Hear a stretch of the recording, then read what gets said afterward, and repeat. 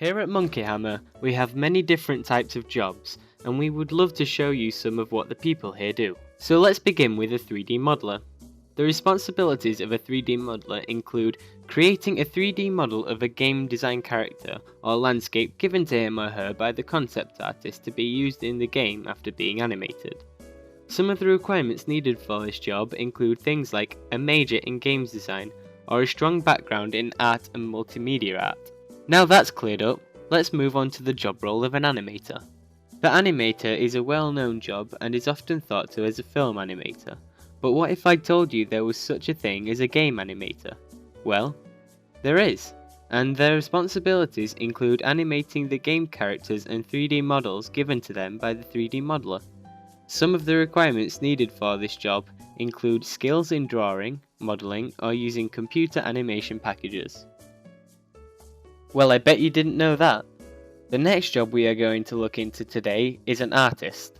Now, the job of an artist can sometimes be a hard and complicated one, but if you have the determination to succeed, then it is an easily accomplishable job. The responsibilities of an artist include creating the art for a game, including even the most simple of things like a tin can or paperclip. Some of the requirements needed for this job aren't a whole lot. Artistry is an ability that comes naturally to most people, so formal education isn't often needed.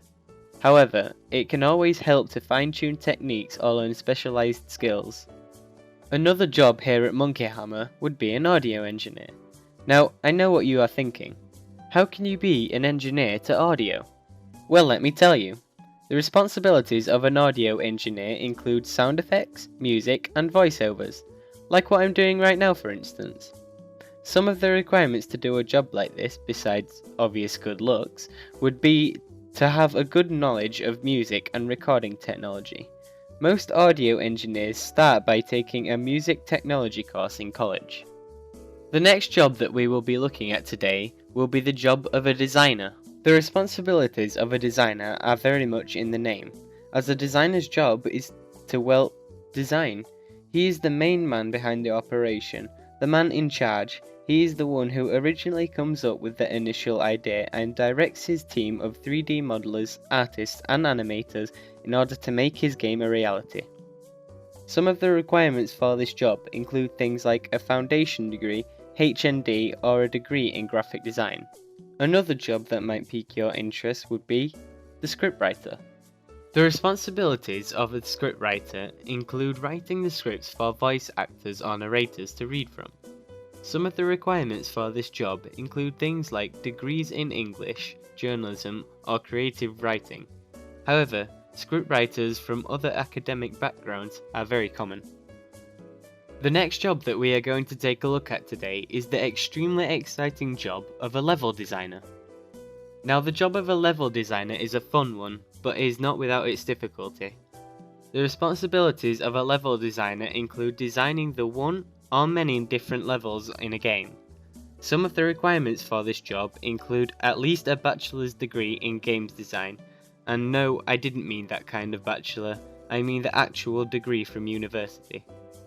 Some of the other requirements include a related major to a bachelor's degree in games design, or an associate degree may be enough if a game level designer has enough experience or talent. Phew, that was a complicated one. So let's move on to a more simple job. The localization technician. Now, I know that sounds complicated, but it's really not. Their job is to change the languages in a game for other countries to be able to understand. Simple, right?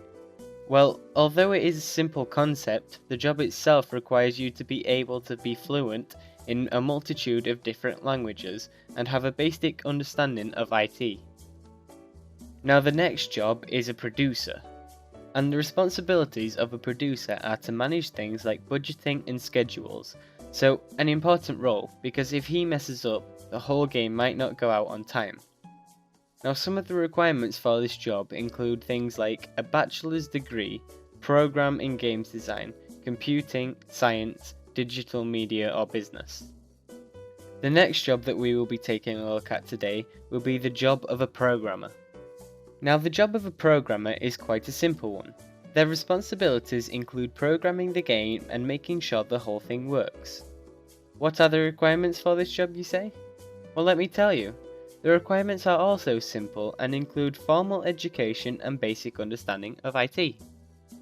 And finally, the last job role of this video, the job you've all been waiting for. The Quality Assurance Tester. Now this guy's job is to test the quality of a game, and if he doesn't think it's up to standard, then he can very easily send the game straight back to the drawing board to make sure everything is perfect for the user of the game once it comes out. The responsibilities of this job include some basic knowledge of programming or experience woodwork too, a good standard of English both written and verbal, and also you must be an avid game player. So now you have a little more of an insight to what we do here at Monkey Hammer. I'd like to thank you all for listening, and we hope to see you here again soon.